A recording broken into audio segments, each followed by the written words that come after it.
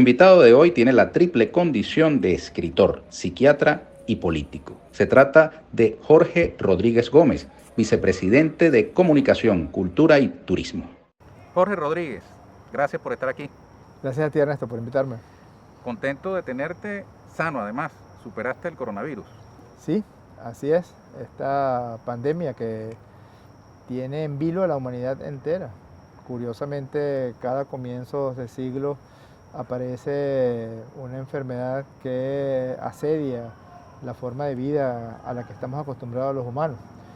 Después se sabrá si para bien o para mal las consecuencias de la nueva manera de afrontar la relación entre las personas, la relación con la naturaleza y muchos otros aspectos relacionados con el COVID. Pero en este momento y en esta lucha que estamos llevando los venezolanos, igual que el mundo entero, pero especialmente en Venezuela hemos sido muy acuciosos, muy cuidadosos. El gobierno del presidente Maduro ha estado desde los primeros momentos de aparición de los primeros casos aquí en Venezuela, a diferencia de muchos otros países y muchos otros gobiernos. Desde el primer momento hemos estado muy pendientes de abordar todos los elementos para afrontar, para detener, para paliar los efectos de aquellas personas infectadas. Y bueno, me tocó vivir la experiencia de la infección, afortunadamente con síntomas relativamente leves, y ya en estos momentos estoy completamente curado. Me voy a quitar el tapabocas haciendo gala de la supuesta inmunidad, que no podemos confiarnos de ella, pero para poder responder con más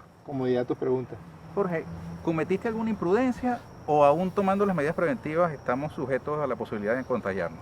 Fíjate, nosotros tomábamos todas las medidas y casi todos los responsables de la Comisión Presidencial para el abordaje y el control del COVID teníamos todas las medidas, el distanciamiento social, el uso permanente del tapaboca, el lavado frecuente de las manos, el uso de alcohol con más de 65%, reducir al mínimo las reuniones presenciales, fomentar más el uso de las videollamadas, de las videoconferencias. Pero hay un hecho incontrovertible, y es que si estás en la calle, y nosotros necesariamente teníamos que estarlo, como es un virus con un potencial infeccioso muy grande, es un virus muy infectante, a diferencia de otros virus. Este virus es 10 veces más infectante, por ejemplo, que el virus de la influenza, que de por sí es muy infectante. Bueno, solamente por el hecho de que tuvieras que cumplir tus actividades cotidianas de trabajo, el riesgo era alto. Ya tú estás negativo. Sí. ¿Te hicieron el PCR? Sí, correcto. Ese es un criterio que manejamos aquí en Venezuela. Es un criterio mucho más cuidadoso, más acucioso que el criterio de la Organización Mundial de la Salud, que señala que después de algunos días asintomáticos y con una prueba rápida negativa, o incluso después de 14 días asintomáticos sin ni siquiera realizar prueba, se considera que una persona ha superado la infección por virus. En Venezuela, necesariamente para dar de alta a un paciente y para señalar que ha sido curado de la infección por coronavirus, tiene que hacerse una PCR de diagnóstico. Ok, y en este momento, si estás negativo, no eres un factor de contagio. Así es. Eso sí ya está plenamente demostrado. Ya la existencia de una PCR negativa después de la infección señala que la persona está no solamente libre de la acción del virus, sino que el virus ya no es replicativo, es decir, no tiene ninguna capacidad de replicación y por tanto no hay ninguna posibilidad de infección. ¿Cómo te sentiste cuando la prueba te salió positiva? Bueno, fue un momento duro. La verdad es que desde los primeros momentos del mes de marzo me puse a leer con mucha fuerza todo lo que estaba siendo publicado. Soy médico y es una cosa, por decirlo de alguna manera, muy novedosa leer sobre una enfermedad que todo lo que estaba apareciendo como información era nueva para todos. Uno generalmente, si tú vas a leer cómo es la aparición de una neumonía, ya hay varias decenas de años, centenas de años, donde personas han escrito sobre los mecanismos de infección de una neumonía, bacteriana, viral, etc.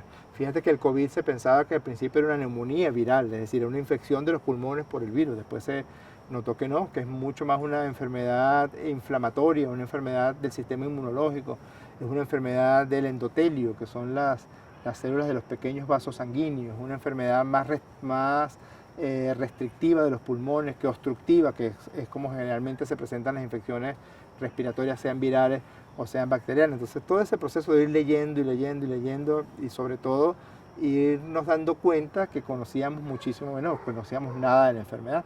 Alguna gente escribió también, y alguna gente ha declarado, que no es lo mismo infectarse por COVID en el mes de febrero, marzo, abril, que infectarse por COVID en los meses de julio, agosto, septiembre. Esa es una de las grandes ventajas del aplanamiento de la curva, Ernesto, porque como en el caso, por ejemplo, de Venezuela, hemos logrado que, a pesar de que hemos tenido un número, digamos, hay un número diario de casos de infección por COVID-19, el aplanamiento que hemos logrado de la curva ha permitido que ya se conozca mucho más la enfermedad, ya se conozcan mucho más los tratamientos. Desde hace unas 2 semanas el presidente ha dicho con mucho énfasis que Venezuela cuenta con todos los tratamientos posibles, y en efecto es así. Para no ser determinado todavía cuáles son los factores que inciden en que una persona, como es tu caso, no desarrolle síntomas muy marcados, y otras, sin embargo, incluso en jóvenes, sí, terminen perdiendo la vida, ¿no? Tiene que ver con muchos aspectos. Uno de ellos es la capacidad infectante de la cepa del virus, que son distintas cepas. Te pongo un ejemplo. En España hubo 19, en Madrid hubo 19 cepas de virus, y 2 fueron las que generaron la tan alta tasa de mortalidad, sobre todo en personas de la tercera edad. Nosotros sospechamos que la cepa que vino de Colombia, que entró por el corredor de Maicao hacia la Guajira colombiana, Guajira venezolana y el estado Zulia, es más infectante que las cepas de virus que se presentaron en el estado Miranda, en el estado La Guaira, en Distrito Capital. Pareciera que es una cepa, si no es más virulenta en cuanto a su acción, parecía mucho más infectante que las cepas que se presentaron en los estados centrales. Es un elemento. El otro elemento es la carga viral, es decir, la cantidad de exposición al virus en el que estás. Si estás en presencia de un paciente que tiene una carga viral muy alta, seguramente la carga viral que te infecte sea alta.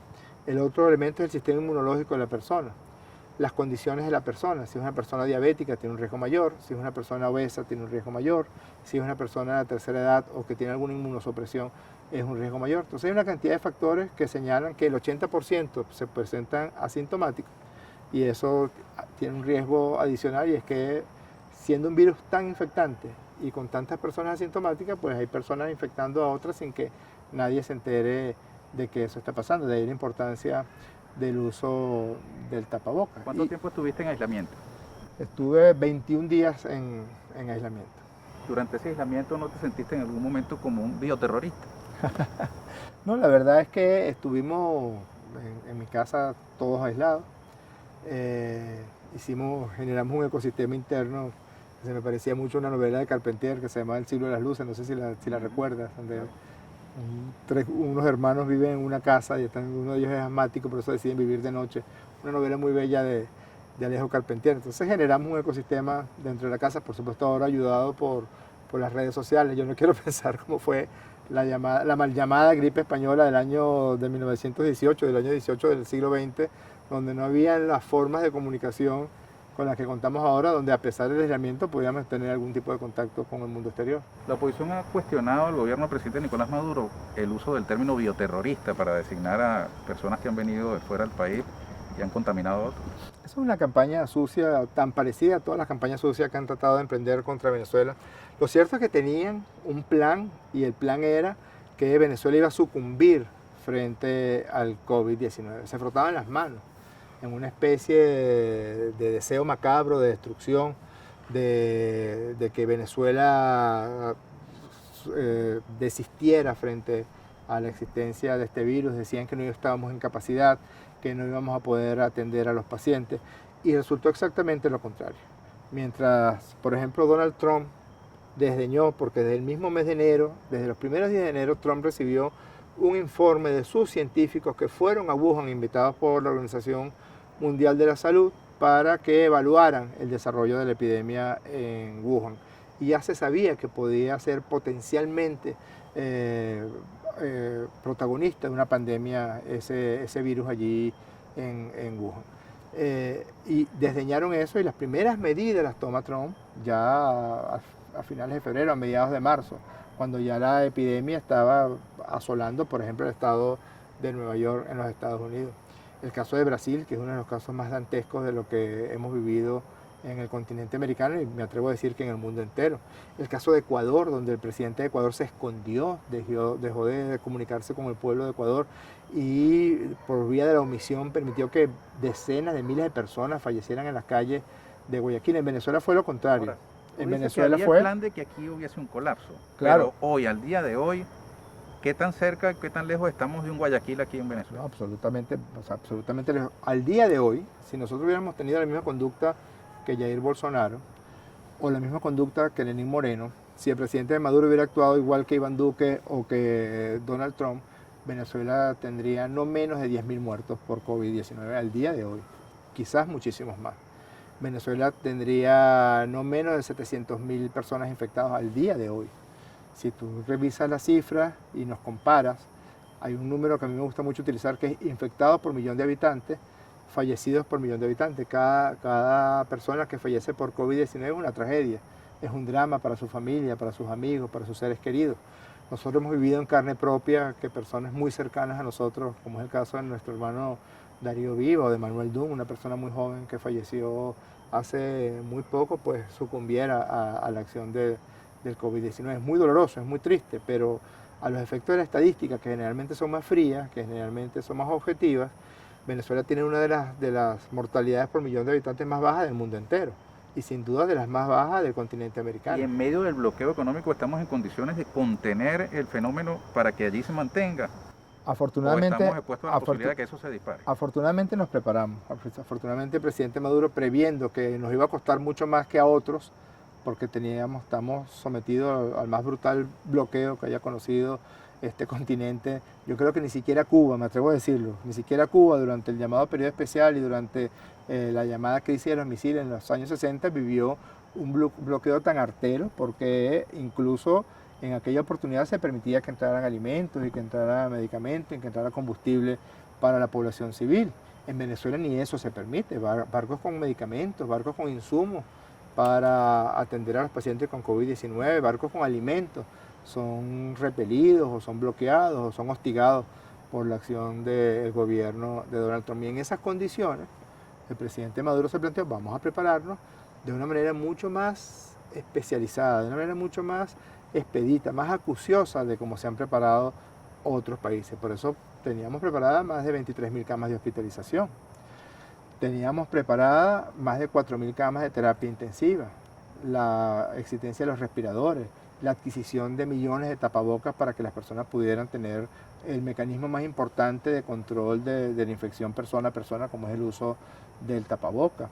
Los medicamentos, tenemos desde la ivermectina, que es de los medicamentos que ha demostrado tener una efectividad de detener la acción del virus, o incluso si resultas infectado, como es mi caso, yo tomé ivermectina, si resultas infectado puedas tener síntomas más leves de que si no lo tomaras, porque pareciera que ayuda a controlar la carga viral después de que eres infectado. Los esteroides con los que Venezuela cuenta, los antibióticos con los que Venezuela cuenta, el interferón, los antivirales que son muy costosos, como es el caso del Remdesivir, que lo utilizamos en pacientes moderados y en pacientes severos. Terapias experimentales que han demostrado en el mundo entero ser muy efectivas, como es el caso de la terapia de ozono. Todos este espectro de terapéutica, de camas de hospitalización, de diagnóstico precoz, más de 1 millón, ya creo que ya habíamos pasado los 2 millones de pruebas en Venezuela, las llamadas pruebas rápidas, más la existencia de PCR. Hay países, como es el caso de Colombia, Colombia llega a tener 200.000 pruebas represadas porque no han tenido capacidad de hacer el diagnóstico porque se le dañan las máquinas de PCR, etc. Es decir que nos preparamos a tiempo, y al prepararnos a tiempo creo que hemos estado en capacidad de atender a todos los pacientes, y no es que le decimos al paciente váyase para su casa o quédese en su casa y si se siente peor avísenos. No, nosotros estamos buscando a los pacientes en sus casas, estamos atendiendo a los pacientes desde los que están asintomáticos, que pueden estar en sitios especialmente dotados para atenderlos, hasta aquellos pacientes que tienen síntomas leves, moderados o severos. Y creo que eso ha sido el secreto. Fíjate que otra cosa, otro número importante que nadie dice, es que Venezuela tiene un número muy importante de pacientes recuperados. Tú puedes reportar 40.000 pacientes en este momento, pero resulta que de esos 40.000 pacientes activos realmente son 8.000. Así que es un número bastante manejable a los efectos del sistema de salud de Venezuela. Ahora, el tema de las cifras siempre es polémico, y en una sociedad como la venezolana, sometida a una extrema polarización, más. Hay gente que no cree en las cifras. Hay gente que piensa que el fenómeno es mucho más grande que el que se ve. Sin embargo, en la práctica también hay un relajamiento de las medidas de protección. Es cada vez más preocupante cuando ves personas sin el tapaboca o en fiestas o en lugares públicos sin distancia mínima. ¿Cómo explicar eso? Eso último tiene un nombre, se llama la paradoja de la prevención. Y es que como en Venezuela logramos por la vía de distanciamiento social, la cuarentena radical, el diagnóstico precoz, el autoexamen a través de la encuesta del sistema Patria, el acceso a los medicamentos, como se logró que la curva fuera creciendo más lentamente que en otros países, mucha gente empezó a sentir que el COVID no era para Venezuela, que el COVID era para otros países y que no se estaba viviendo en las calles de las ciudades de Venezuela lo que se vio, lo que era palpable en Guayaquil, lo que es palpable en Sao Paulo, lo que es palpable en el norte de Brasil, lo que fue palpable en Nueva York, lo que hoy es palpable en Florida, lo que fue palpable en Madrid en su momento, lo que fue palpable en Italia en su momento. Entonces la gente tiende a relajar las medidas, puesto que las medidas que tomó ayudaron a que se controlara la diseminación del virus. Eso no quiere decir que debamos cantar victoria, no, por el contrario, porque lo que ocurre es que corre el crecimiento de la curva, pero la curva puede seguir creciendo y si interrumpen las medidas que te ayudaron a controlar en un primer momento, pues las consecuencias pueden ser mucho peores. Pero hay una cosa muy desagradable, un ejemplo muy desagradable de decir, Ernesto, y me atrevo a hacerlo, porque quizás tú puedas, y nosotros hemos sido muy cuidadosos, más que en otros países. Hay países, por ejemplo, Francia, por ejemplo, si una persona fallece fuera del hospital, y falleció por COVID seguramente, pero no llegó al hospital para que le diagnosticaran el COVID y dijeran murió por COVID, no es registrada como una persona fallecida por COVID. En España igual. En Venezuela, toda persona que fallece por COVID, sea sospecha o no, haya habido el diagnóstico con PCR o no, se asume que es una mortalidad por COVID-19. Pero resulta que Venezuela tiene una de las mortalidades más bajas por COVID del mundo entero. Y eso no se puede ocultar. Perdóname que haga un ejemplo macabro. O sea, por más que Lenín Moreno quería, no pudo ocultar la mortandad de gente en las calles de Guayaquil. Igual en Lima. Lima tiene la mortalidad por millón de habitantes más alta de todo el continente americano. Lo que pasa es que como es un gobierno de derecha, es un gobierno que está arrodillado a la administración de Donald Trump, entonces nadie habla de Perú, nadie habla de Chile, que tiene de los casos por millón de habitantes más altos y ha sido un desastre en el manejo de la pandemia. Ese es otro elemento muy importante. Ahora sí es verdad que en lo real, que en lo práctico, se están confrontando dos modelos. El modelo del egoísmo, el modelo de la medicina privada, el modelo de la selección natural mal entendida, el modelo de la teoría neoliberal de que solo sobreviven los más aptos, contra el modelo de la solidaridad que practica Venezuela, el modelo del sistema público de salud. 99% de los pacientes han sido atendidos en el Sistema Público Nacional de Salud de Venezuela. El 100% de los medicamentos se administra gratuitamente a todos los pacientes por COVID. El 100% de las pruebas diagnósticas son completamente gratuitas en Venezuela. Y se nota, se demuestra que este modelo solidario humano es muchísimo más eficiente para enfrentar enfermedades tan graves como el COVID que el modelo del egoísmo. Porque mientras Venezuela, Cuba, China, Vietnam han tenido éxito en el manejo de la pandemia, Estados Unidos ha sucumbido a el desastre que significó Nueva York y el desastre que ha significado los más de 180.000 muertos en los Estados Unidos. Brasil, Perú, Ecuador, Chile se las han visto muy negras con un sistema de salud desmantelado.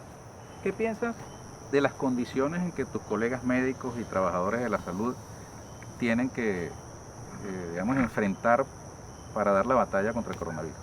Fíjate, el gobierno del presidente ha estado muy cuidadoso de las personas, de los profesionales de la salud. Hemos tenido, bueno, yo tengo un caso muy doloroso que tú conoces muy bien también, el doctor Rangel, el director del Hospital de Coche, un verdadero apóstol de la salud que no se movió del Hospital de Coche desde antes que se fuera inaugurado y allí se mantuvo atendiendo a los pacientes por COVID. Lo que te decía antes de la carga viral puede haber influido en que él no se movió de allí y siempre estuvo presente y siempre estuvo pendiente. Hombre joven, ¿no? Muy joven, sí, de 52 años. Los mecanismos de bioseguridad se garantizan para los médicos que tienen pacientes por COVID. Han tratado de montar también una matriz que se les ha caído, porque más allá de que es un virus altamente infectante, en efecto, y más allá de que las medidas tienen que ser extremas para el control de la infección, sobre todo en el medio intrahospitalario, han recibido todos los equipos de bioseguridad de las personas que atienden a los pacientes con COVID-19.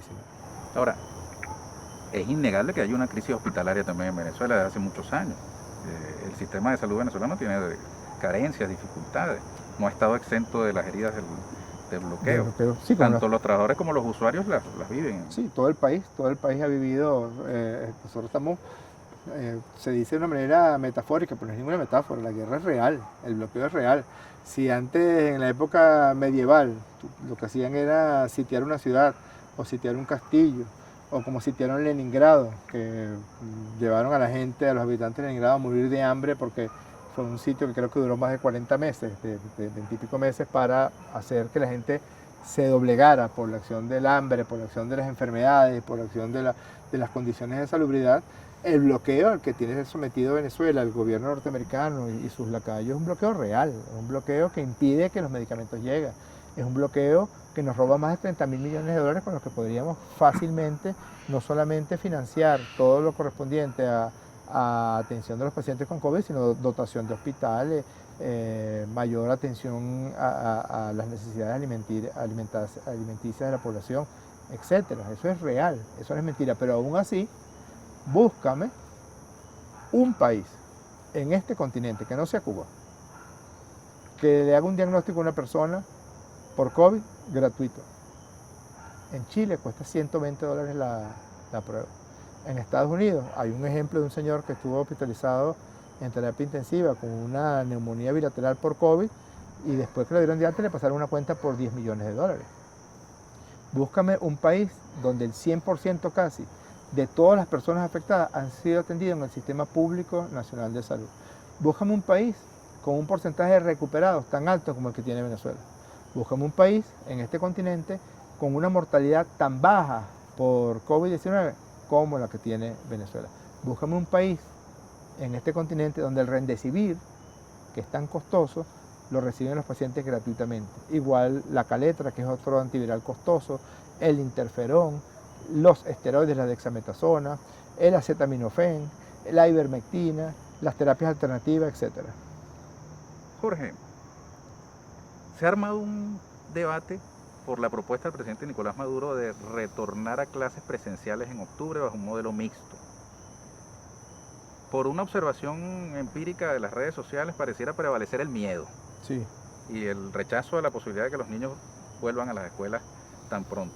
¿Tú qué piensas al respecto? El presidente lo que dijo fue, planteemos el debate, y bienvenido el debate.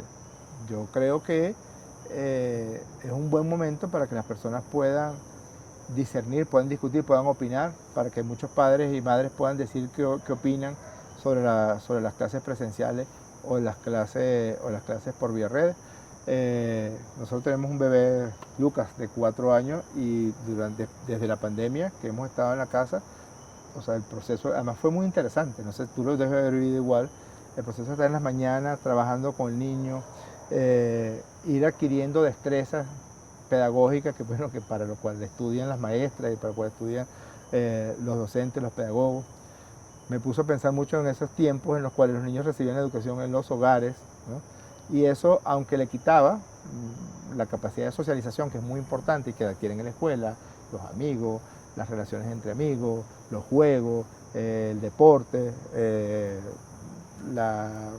modelaje por la vía de la imitación a los otros, a los compañeros y a los maestros, tiene otra parte que a mí por lo menos me permitió compenetrarme más, o sea, conocer más a Lucas, saber más cómo se iba dando el desarrollo de Lucas, en este caso la lectoescritura, la parte del dibujo.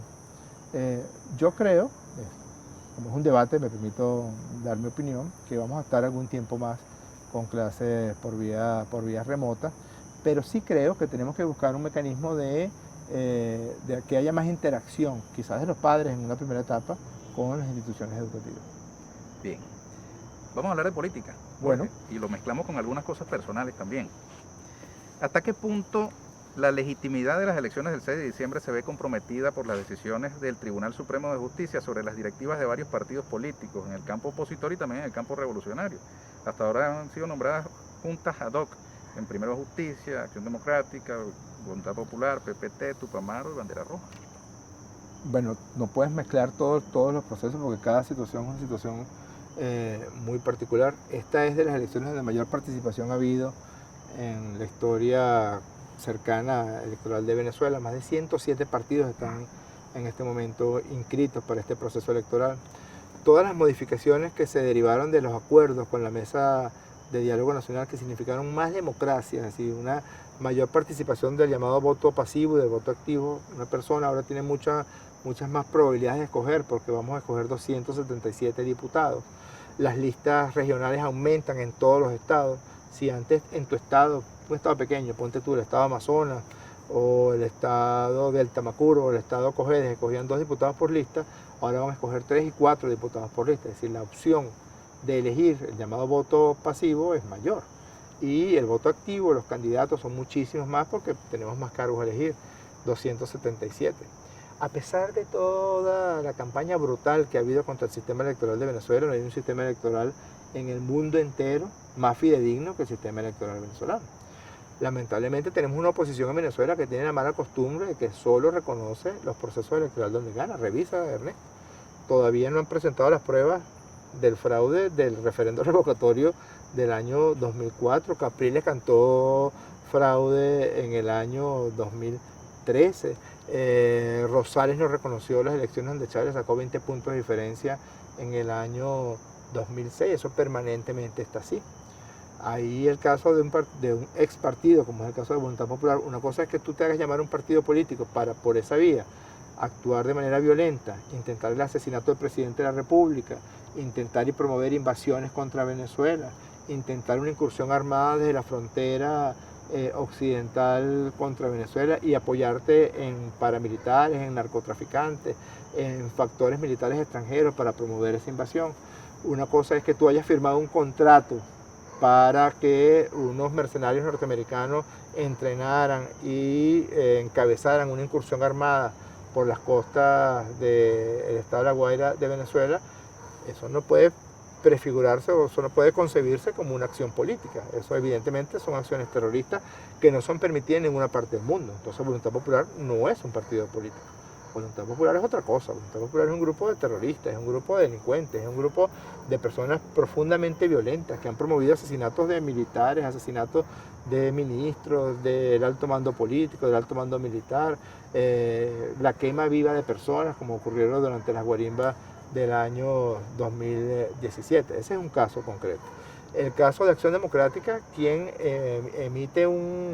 solicita un amparo ante el Tribunal Supremo, es el secretario general de organización de Acción Democrática. Es el segundo hombre a bordo que, aduciendo que no se estaban cumpliendo con los extremos democráticos entre el partido. ¿Cuántos años tiene Henry Ramos Alú siendo secretario general de Acción Democrática? ¿Cuántos eventos electorales internos ha habido en Acción Democrática para escoger sus autoridades? Aquí hay un principio, que es el principio de alternabilidad y de participación democrática, que también tiene que ser aplicado por los partidos políticos. No es porque sean partidos de derecha, entonces asumen una autocracia. No sé si tú sabes esto, Ernesto. Yo me enteré hace poco. Hay un partido, no sé si te digo el nombre, te lo voy a decir, Un Nuevo Tiempo. ¿Tú sabías que en los estatutos de Un Nuevo Tiempo, el presidente de ese partido es presidente fundador y por tanto será presidente fundador para siempre, es decir, presidente vitalicio de ese partido, y ninguna autoridad ni ninguna elección interna en Un Nuevo Tiempo puede modificar ese caso? Es decir, que Manuel Rosales será hasta el día de su muerte, y que Dios le dé muchos años, presidente fundador, presidente vitalicio del partido Únete. Otro tanto ocurrió con los otros partidos, pero aún así, todos los esfuerzos que se han venido llevando adelante, algunos que ya son públicos, otros que se mantienen de manera privada, han conducido ¿a qué? A garantías electorales como nunca antes en la historia electoral de Venezuela. Han conducido a que se haya aumentado el número de diputados y que se haya aumentado la capacidad de participación de los factores políticos dentro de la Asamblea Nacional. Ha aumentado las garantías desde el punto de vista de composición del Consejo Nacional Electoral, de auditorías del registro electoral, auditorías del sistema de votación. Es decir, es un sistema donde se han promovido, más allá de lo que hasta ahora conocíamos, las garantías electorales. Y eso ha generado un aumento tremendo de la intención de participación. Y ojalá nosotros vayamos a este evento electoral del próximo 6 de diciembre con una tan amplia gama de opciones para que el votante se sienta representado en algunas de esas opciones, sea cual sea el deseo de votar que tenga. ¿No crees que se pueda repetir el fenómeno del 2015? Que mediante el voto castigo o la abstención castigo el chavismo perdió la asamblea. Nosotros vamos a luchar para ganar denodadamente las elecciones del próximo 6 de diciembre. Creo que ha sido tal el desastre de la gestión de la derecha en la Asamblea Nacional. Revisa un poco. Tú que eres una persona que siempre estás pendiente de buscar los elementos objetivos de lo más subjetivo que hay en la historia, que es la política. ¿Qué grupo político se ha atrevido a tomarse una foto con narcoparamilitares? Juan Guaidó, la exdirectiva de esta Asamblea Nacional, en un tiempo tan reciente como febrero del año 2019. Están las fotos del señor con los rastrojos. ¿Qué grupo político se ha atrevido a decir que le va a entregar el Esequibo a Guyana como una concesión al imperio británico, al ya desfalleciente imperio británico, a cambio de favores, a cambio de que se queden con el oro que le pertenece al pueblo de Venezuela? ¿Qué grupo político se ha atrevido, Ernesto, a robarse los activos que tiene Venezuela en el exterior, a robarse Citgo, a robarse monómeros? Ya están empezando a aparecer escándalos tremendos acerca del estilo de vida que lleva, por ejemplo, el hermano de Juan Guaidó en Miami. Ya están, y van a aparecer más, las fotografías, las champañas, las mujeres de la vida alegre, los condominios. ¿De dónde sacó plata JJ Rendón para comprarse 2 condominios vecinos uno del otro, de más de $3 millones cada uno de ellos? ¿De dónde sacan plata para la vida opulenta con la que viven en Bogotá o en Miami o en la llamada Westonzuela? ¿De dónde sale esa plata? ¿Quién hace algún tipo de contraloría? ¿Por qué están renunciando, comillas, los supuestos directivos del Banco Central, el supuesto presidente? O sea que Guaidó nombró juntas ad hoc, no nombró ministro de Salud porque eso a él no le importa, no nombró ministro de Cultura porque eso la verdad es que no la tiene, pero sí nombró donde estaba el billete. ¿Para qué? Para ver de qué manera, bajo cuál subterfugio hacerse con todo el dinero que le pertenece a todos los venezolanos. ¿Tú dirías entonces que habrá un voto castigo de Guaidó?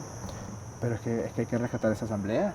Destrozó la asamblea como institución, se convirtieron en una cueva de ladrones como yo nunca antes había visto en la historia de Venezuela. Superaron a los padres que tenían de la Cuarta República, superaron a sus mentores. Nunca se había visto lo que pasó, por ejemplo, con Monómero. Ernesto, hay grabaciones de gente del entorno de Guaidó señalando que hay $1.000 millones por allí que están papayitas, vamos a decir si nos podemos hacer con ellos. El caso de los humoristas rusos que llamaron y hablaron con Guaidó, y Guaidó mismo le dijo que le iba a pasar $2 millones. Los escoltas de Guaidó intentaron vender las armas que se robaron cuando el golpe del 30 de abril del arsenal de armas de la guarnición de la Asamblea Nacional. Fueron capturados en flagrante tratando de vender esas armas. Más allá del descrédito de Guaidó, ¿cuál es la promesa básica de la revolución bolivariana para las elecciones del 6 de diciembre? Yo diría una nueva asamblea, en primer lugar para la paz, porque esta elección le va a dar un mensaje muy poderoso al mundo entero y especialmente a los sectores guerreristas de la administración y del gobierno norteamericano. Y es que los venezolanos dirimimos nuestros asuntos por las vías que esta Constitución establece, no hay otra. Aquí no dice que una persona puede autoproclamarse en una plaza, aquí no dice que una persona puede entregar territorio venezolano a otro país a cambio de favores políticos, de favores monetarios.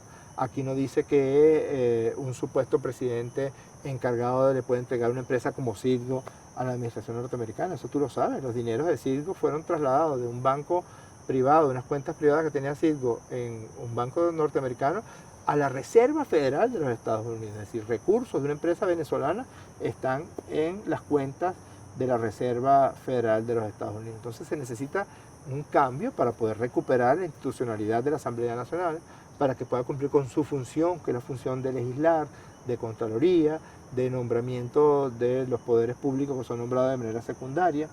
Así que, en primer lugar, un mensaje para la paz. En segundo lugar, la necesidad de sentar las bases ya del Estado moderno, porque después de esta crisis que hemos vivido, de esta tremenda agresión que ha vivido el pueblo de Venezuela, yo estoy seguro que el pueblo de Venezuela está pensando en las bases para el futuro, en sentar un Estado más eficiente, un Estado más ágil, más moderno, con menos burocracia, un Estado que ataque duramente la corrupción, un Estado que preserve de manera absoluta los derechos humanos de las personas. Tú eres un fanático de las encuestas, ¿verdad? Sí. Un consumidor compulsivo de encuestas. Y de Big Data. Y esas encuestas no te indican que más que el tema político, en las preocupaciones inmediatas de la gente está el tema económico. Sí, el tema económico es sumamente importante, pero yo digo que más que el tema económico es el tema de la cotidianidad, de la vida cotidiana de las personas, a la que tenemos que darle respuesta y a la que hemos estado dando respuesta. Porque imagínate un sistema neoliberal, en un gobierno neoliberal, que un país llegue y sea agredido como ha sido agredido Venezuela por los Estados Unidos de Norteamérica. Imagínate un Venezuela en estas circunstancias sin CLAP. Imagínate Venezuela en estas circunstancias de COVID sin sistema barrio adentro. Imagínate Venezuela en estas circunstancias de bloqueo y de agresión sin todo el despliegue que se ha hecho para atender a la población por el COVID-19. Imagínate una Venezuela sin universidades, sin Ministerio de Cultura, sin Ministerio de Salud, que fue lo que hizo Macri apenas llegó al gobierno en la Argentina. Una Venezuela con un presidente como Bolsonaro que dice que la cultura, tal cual, como lo decían los nazis, que es una mala palabra, etcétera, etcétera.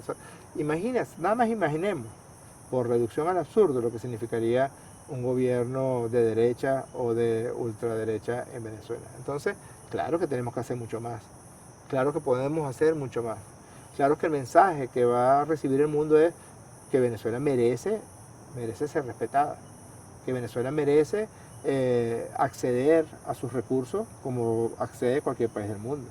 Jorge, ¿cuántos votos o diputados podría restarle al PSUV el Partido Comunista y sus aliados en un escenario que ya está prácticamente consolidado, salvo sorpresa en contrario, en el que van separadas estas fuerzas políticas? Sí, yo publiqué un tuit hace algunos días, hace como 10 días, con unas frases de Chávez, donde de manera prístina queda claro que siempre es la misma historia. Siempre, yo he estado en muchas reuniones con distintos factores políticos y más allá de los errores que hayamos cometido en el trabajo con los aliados, siempre hemos sido muy generosos con los aliados de la revolución, en el entendido de la conformación, como así lo llama el presidente Maduro, de un gran bloque histórico. Y en este momento, negarse a pertenecer a un bloque histórico que le esté haciendo frente al imperio más agresivo que haya conocido la historia de la humanidad, al gobierno más supremacista que haya conocido la historia de los Estados Unidos de Norteamérica, y mira que los ha tenido, supera a Nixon, supera a Reagan, supera a Bush padre, supera a Bush hijo en el racismo, en el supremacismo, en la reedición de la doctrina Monroe sin ningún tipo de cortapisa, sin ningún tipo de pudor. Negarse por cálculos arteros, por buscar una curul más, por buscar pescar en río revuelto, que no es primera vez que lo hacen. ¿Cuántas veces algunos de estos partidos, que ahora son los adalides de la división, cuántas veces no apoyaron a un candidato del PSUV que no fue favorecido en la campaña interna, sino que fue favorecido otro, y entonces estos de manera oportunista trataron de restarle votos al PSUV? Y al final, ¿qué terminó pasando? Que la gente no es tonta, ¿no? La gente sabe a qué nos estamos enfrentando. La gente sabe quién es el verdadero enemigo. Que Figuera o Uzcategui que piensen una cosa diferente, bueno, ya ellos. La historia se encargará de pasarle la cuenta. La historia se encargará de demostrarles dónde estaba la verdad. ¿Quién es el que está enfrentado con el hegemón imperial de manera determinante en este momento? Nicolás Maduro. ¿A quién ha intentado matar en varias oportunidades? Una de ellas, de un modo que casi logran asesinar al presidente, a su esposa, al alto mando militar, al alto mando político. Nicolás Maduro. ¿Quién ha sido asediado? ¿Quién ha sido perseguido? ¿Por quién ha puesto presos a la cabeza? De Figuera, de Uzcategui, de Nicolás Maduro. ¿Por qué? Porque somos un ejemplo de dignidad, de decencia, de honestidad, de rectitud, de apego y lealtad a nuestros valores. ¿Qué hubiera pasado si después del terrible fallecimiento del comandante Chávez, entonces Maduro hubiera abandonado las banderas del chavismo y hubiera abandonado las banderas del socialismo venezolano? Pues estaríamos ahorita en la misma condición de genuflexión de Duque, o de Vizcarra, o de Bolsonaro, o de Lenín Moreno. No, Maduro se mantuvo firme y por eso es perseguido y por eso la revolución bolivariana es perseguida. No me ¿Cómo has se le respondido ocurre? ¿Cuántos votos o diputados Ya te lo voy a podrían decir, ellos ya te lo voy a obtener? decir, Por ya te lo voy a supuesto. decir. ¿Cómo se le ocurre a un factor político que se dice de izquierda, que se dice revolucionario, lanzarse en una especie de quinta columna contra quienes estamos luchando contra, ya la describí, la administración de Donald Trump? Y si quieres los números, dudo que saquen un diputado. Y si eso es así, ¿por qué tantos llamados a la unidad? Si tienen ese peso tan pequeño. Porque el elemento cualitativo sí es importante. La necesidad de conformar un gran bloque histórico de quienes nos oponemos con la vida al imperialismo norteamericano, nos oponemos con la vida al neoliberalismo como forma de asumir las relaciones políticas, sociales y económicas de un país, nos oponemos con la vida a la acción de estos violentos, pues bueno, es fundamental que se conforme un gran bloque histórico, como en efecto se conformó. Si tú revisas, la inmensa mayoría de los partidos de Gran Pueblo Patriótico vamos ya en alianza perfecta para las elecciones. Jorge, te voy a pedir brevedad en la respuesta porque ya estamos cortos de tiempo. ¿Cómo no? ¿Te imaginas a Guaidó inscribiendo su candidatura a diputado? Priceless. ¿Y a Enrique Capriles? Interpreto tu silencio. El presidente Maduro te encomendó un diálogo con la Conferencia Episcopal Venezolana.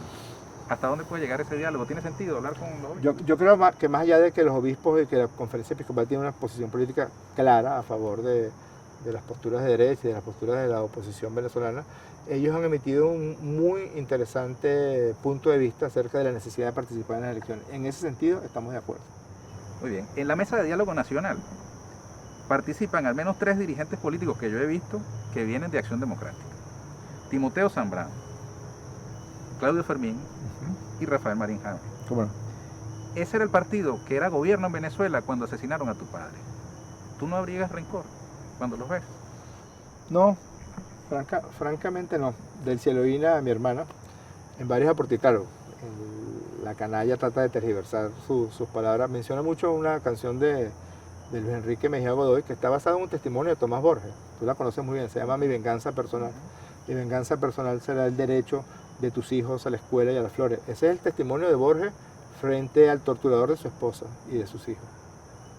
Y lo encontró, y en lugar de tomarse justa venganza, le dijo: mi venganza personal será esta.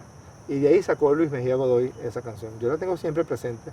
Y yo creo también que todo aquel que en este momento asume una posición nacionalista, una posición contra cualquier forma de invasión o cualquier forma de agresión extranjera contra Venezuela, que asume una posición a favor de dirimir por vías electorales, pacíficas, constitucionales, las controversias que tenemos los venezolanos, pues podemos seguir siendo adversarios, pero mantenernos en posiciones similares en ese sentido.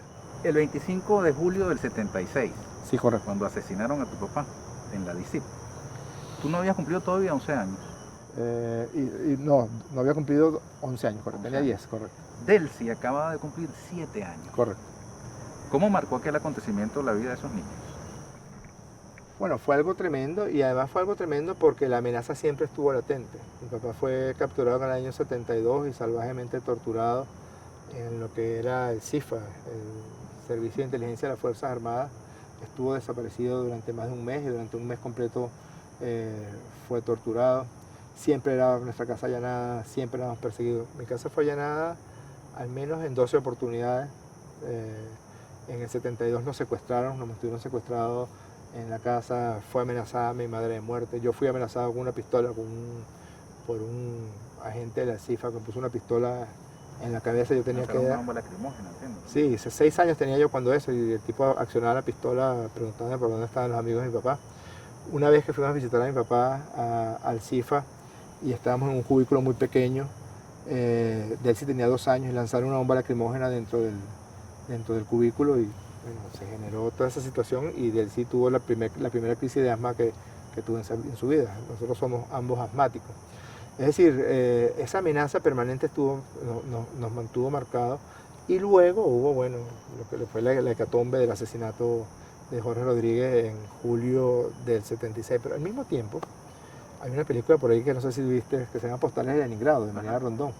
Yo sé que Mariana ahorita es opositora y a lo mejor no le gusta que yo la cite, pero a mí me parece que es una película muy bonita, porque tú seguramente lo viviste, también tuvimos un mundo muy bonito, un mundo de libros, un mundo de mucho afecto, de mucho amor, de mucha fantasía, que como la utopía vivía en nuestra casa, creo que la utopía se aposentó en nuestras almas para siempre.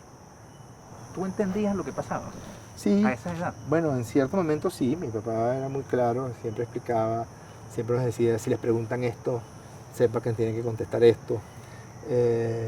Nos habló lo del policía malo, el policía bueno, y pasó, Ernesto, en el 72, cuando lo capturan y lo torturan, me acuerdo yo, un policía gordito, y el gordito venía, nos traía refresco, nos traía dulce, en el secuestro en el que estábamos en nuestra propia casa. Un día nos trajo unas hojas y unos creyones y nos dijo, ay, pinte, ¿quieren pintar? Nosotros sí, queremos pintar. Bueno, pinta a Carmelo Laborí, pinta al Cabezón Yajure, los amigos de mi papá. Y en eso mi mamá está viendo eso y me arranca la página y la rompe y me dice, acuérdate lo que te dijo tu papá. Entonces, sí que... Tú tienes eso muy presente en tu día a día, me imagino. Sí, sí, cómo no. ¿Cómo te sientes tú cuando en el gobierno del que tú formas parte, eres vicepresidente de Comunicación y Cultura y Turismo, se presentan denuncias de violación de derechos humanos por parte de cuerpos de seguridad del Estado, incluso asesinatos? Recientemente asesinaron en el Zulia a unos compañeros comunicadores populares. La diferencia es cuando un gobierno tiene una práctica sistemática de violación de los derechos humanos, como eran los gobiernos de Acción Democrática y COPEI, más de 4.000 personas fueron asesinadas, desaparecidas, torturadas. La tortura era un hecho sistemático de todos los militantes de izquierda. Tu padre lo vivió, mi padre lo vivió, nuestras familias lo vivieron, tus hermanos cuando eran dirigentes estudiantiles lo vivieron, yo cuando fui dirigente estudiantil lo viví. Y una cosa muy diferente es cuando un determinado funcionario o unos determinados funcionarios cometen acciones que son delitos, que son acciones brutales, que son acciones que esta Constitución, que preserva mucho más los derechos humanos que lo hacía la Constitución del 61, protege y preserva los derechos humanos de los ciudadanos. Yo me regocijo cada vez que se presenta una situación de este tipo y de inmediato el Ministerio Público actúa. Hoy mismo... ¿Te regocijo de que actúe el Ministerio Público? De que actúe el Ministerio Público, me regocijo de que... Pero la primera sensación...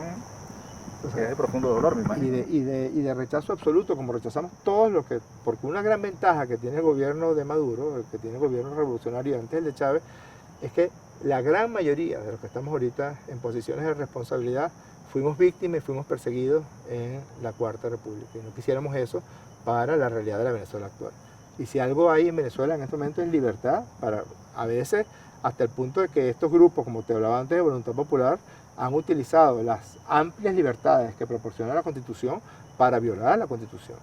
Jorge, tú fuiste vicepresidente ejecutivo de Chávez. Sí, en 2007. Y de él, si tu hermana menor lo es de Nicolás Maduro. ¿Qué extrañas de los tiempos en que nadie en tu casa tenía relación con el poder político? Será la anomia, será el anonimato. El anonimato, será como cuando era, ¿cómo es que el libro de García Márquez? Cuando era feliz e indocumentado. Sí. Quizás eso lo extraño. Sí. Para finalizar, tú viviste el Caracazo. Sí.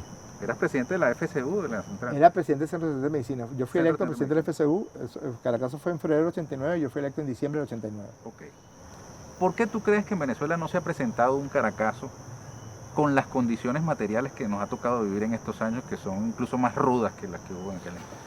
Mira, esto no es un eufemismo, es que los que se alzaron en el Caracazo están ahorita en el ejercicio del poder real. Porque si hay un país donde la democracia real, participativa, del día a día se practica, ese país es Venezuela. Mucha gente dice, pero ¿cómo han podido con la pandemia? Bueno, porque en cada calle hay un jefe de calle, se distribuyen los clubs. Hay países que intentaron, Estados Unidos ahora mismo está intentando distribuir alimentos con un mecanismo similar de los clubs y no ha podido porque no tiene el tramado social suficiente necesario para poder llegar desde el alto gobierno hasta la vivienda de aquellas personas que lo necesitan.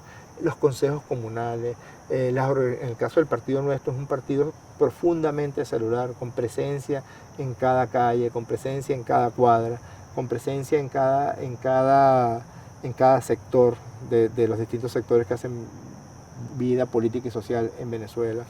Chávez sembró una democracia tan profunda en Venezuela, la redención de los más pobres, la justicia, realmente la justicia social que tanto pregonaban esos partidos socialdemócratas en la Cuarta República aparece como realidad en el gobierno de Hugo Chávez. Y ahora hay una conciencia profunda en el pueblo de Venezuela acerca de quién es el verdadero responsable de las acciones que nos obligan ahora a resistir como estamos resistiendo. Gracias, Jorge. Gracias a ti, Ernesto. Éxito. Amigas y amigos, los espero en una nueva oportunidad aquí con Ernesto Villegas, siempre con muchísimo respeto por usted.